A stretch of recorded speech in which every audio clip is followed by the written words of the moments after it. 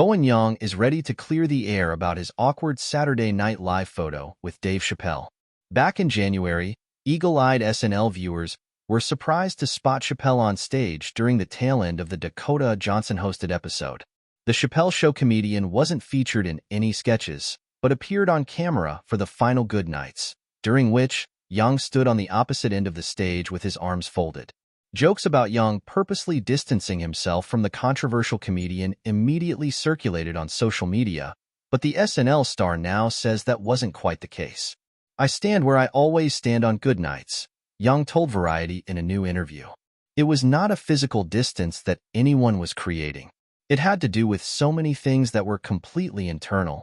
Asked if Chappelle's appearance made him unhappy, Yang said, "It was about other people's response in the show. I was just confused, that was it." Fellow SNL star Kenan Thompson added that it was jarring to see the moment make headlines, because cast members were also confused by Chappelle's surprise presence. Chappelle courted controversy for his 2021 Netflix stand-up special The Closer, where he made jokes about the transgender community. Advocacy groups and members of the LGBTQ+ community condemned his rhetoric, and Netflix employees staged a walkout in protest of the release.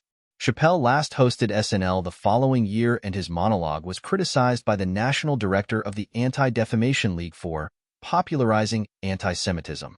In the same interview, Yang also opened up about another controversial appearance from SNL's 49th season: the return of Shane Gillis, whose use of racial and homophobic slurs on a podcast got him fired from the show in 2019.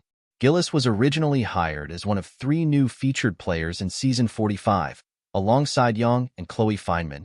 "Anytime our names are in the same sentence, at least in a journalistic way, it always feels deleterious," Yang said. "It feels like one person is trying to undo the other."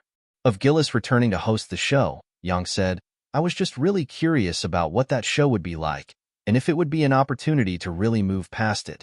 I think he and I have done enough things in our careers now to really not have that be the definitive beginning or the thing that casts a pall over everything else that we do going forward."